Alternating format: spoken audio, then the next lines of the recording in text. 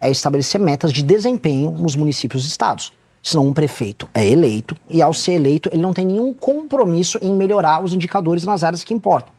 E isso somado, e você é uma pessoa que estuda muito desse tema, a cooptação do Estado, isso somado a um modelo político baseado em emendas e a ausência de atividade econômica nesses municípios, criou municípios fantasma, que não têm atividade econômica, que vivem da cooptação da própria população e que foi turbinado agora com as emendas do orçamento secreto, em que dinheiro é desviado, vira caixa 2, compra a população, não se melhora a vida das pessoas, se faz um show com algum cantor sertanejo próximo do período eleitoral, o Wesley Safadão foi inclusive processado por ele por tratar desse assunto, e aquele município não atinge seus objetivos básicos.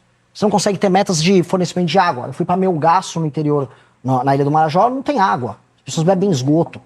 Você não tem meta, a pessoa não cumpre nenhuma melhoria no ranking do SAEB ou no IDEB, e mesmo assim o prefeito é reeleito. Estabelecer esses indicadores estabelece um parâmetro de desempenho mínimo. Se um prefeito não cumpre nenhum desses parâmetros de desempenho mínimo, mesmo com o recurso federal chegando, o recurso do FPM, ele tem que ter algum tipo de punição. Senão, o que a gente vê é a reprodução de um modelo político baseado estritamente na cooptação, que é justamente a base daquilo que a gente chama de centrão. Por que nós somos escravos de políticos do Amapá, ou políticos do Piauí, ou políticos do Maranhão?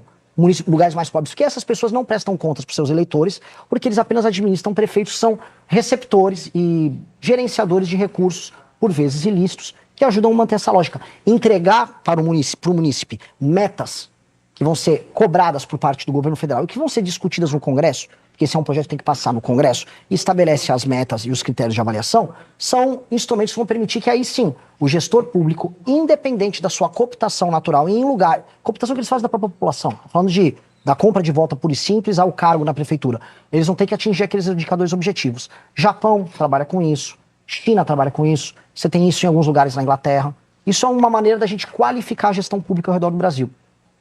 O deputado depende do prefeito para se eleger, o prefeito depende do deputado para conseguir recurso. Como é que o senhor imagina que o senhor vai conseguir aprovar uma lei de responsabilidade gerencial, por exemplo? Da mesma maneira que o Fernando Henrique Cardoso passou a lei de responsabilidade fiscal.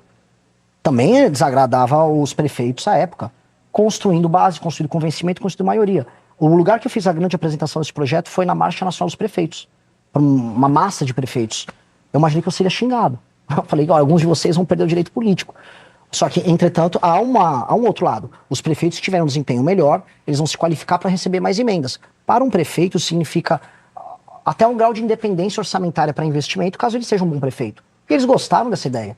Então, há um trabalho de convencimento com prefeitos, há um trabalho com os deputados e com os partidos. Um partido político, porque uma das coisas que a lei de responsabilidade gerencial faz é, além de não apenas entregar punição, mas entregar mais recursos para o município que funciona bem, o partido político que tiver mais prefeitos que atingem metas de desempenho, o fundo partidário passa a ser determinado pelo número de pontos que aquele prefeito obtém, ponderado pela população, multiplicado pelo número de municípios que o partido tem.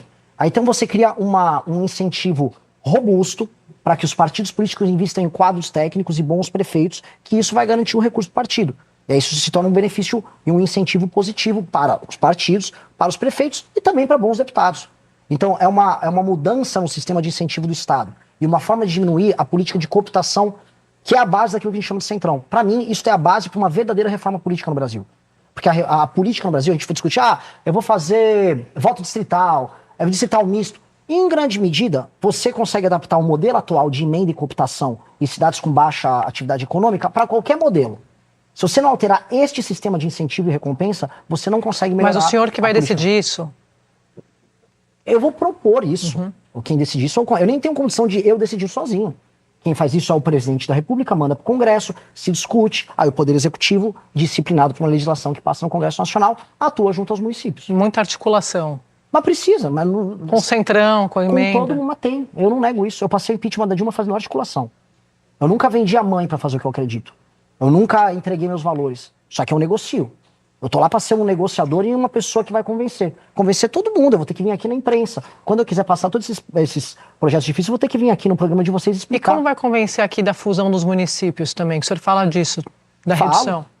de maneira clara, a gente vai ter que criar uns instrumentos de incentivo, inclusive, para a fusão dos municípios. Mas vai fazer os plebiscitos, cerca de 4 mil plebiscitos, como determina a lei, porque o plano do senhor reduz de 5.570 para 1.500, né? A viabilidade, e aí, como é que você vai fazer? Dos municípios é através da redução deles. A maior parte dos municípios hoje são inviáveis.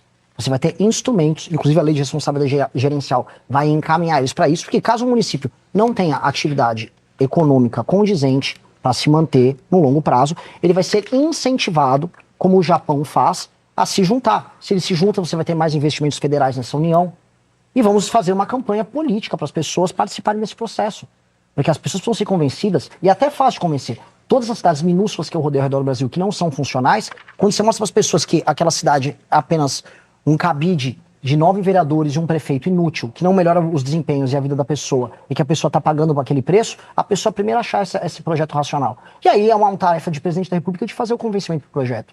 Naturalmente o Congresso Nacional vai querer participar disso, e naturalmente a gente vai chegar num projeto articulado. Ponto. É uma questão negociada. Eu não tenho condição de impor isso, que a Constituição me impede hoje. O senhor queria falar um pouco de educação. Tema super importante, eu vejo também que o senhor fala muito disso.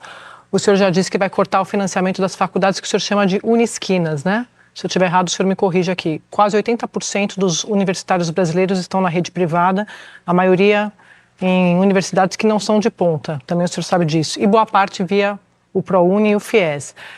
Pergunto para o senhor, esses jovens vão estudar onde? Nós vamos alterar a dinâmica hoje de formação de capital humano no Brasil. Você simplesmente entregar para uma pessoa que mal sai alfabetizada da escola um endividamento ou um programa em que ela acredita que ela vai ganhar um diploma para depois virar Uber ou virar entregador, eu estou apenas iludindo essa pessoa. Países muito mais desenvolvidos do que o nosso, a Alemanha é um exemplo mais claro, ou a China, que é um país em desenvolvimento, ou vou citar também o próprio Vietnã, trabalham muito com o ensino técnico, a formação técnica das pessoas, que é mais rápida, mais adaptada aos contextos. E se a pessoa quiser fazer uma universidade, ela pode ter acesso à universidade pública e boas universidades. Então, boas universidades privadas, com financiamento. O que não vai ter é praticamente uma máfia que foi construída através de muito lobby, numa propaganda que foi feita pelo Lula, de que, não, eu vou te dar um diploma e sua vida vai se resolver. Não se resolveu. Inclusive, esse é o drama da minha geração. Minha geração, todo mundo achou que ia conseguir um bom emprego com o diploma e terminou enganado e terminou na mão do Pablo Marçal, dizendo que ela fracassou porque não tinha um mindset certo.